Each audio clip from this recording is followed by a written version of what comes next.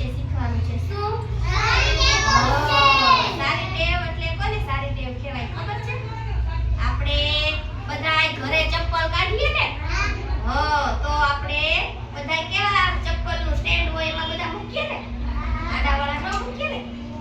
એમાં આંગણવાડીમાં બધાય આવી લાઈનમાં ચપ્પલ બધાય ગોઠવવાના ને, આડાવાળા મુકાય. પછી ચપ્પલ આપણે અડીએ તો આપણા હાથ કેવા થાય? ગંદા થાય ને. તો એને પેલા ધોવાના. ઈ આપણી સારી ટેવ કહેવાય. આપણા ચપ્પલ ધૂળવાળા હોય તો આપણે ધૂળવાળા હાથ બગડે ને.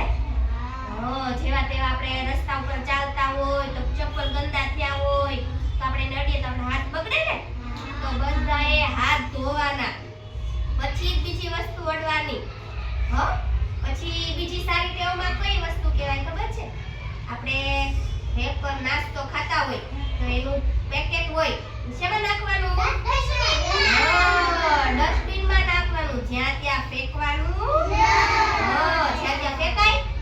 ન ફેંકાય. જ્યાં ત્યાં ફેંકાય તો આપણે ગમે ત્યાં ફેંકવાનું નહીં. તો એ બધી સારી ટેવ કહેવાય. બીજી તમને એકે સારી ટેવ આવડે છે?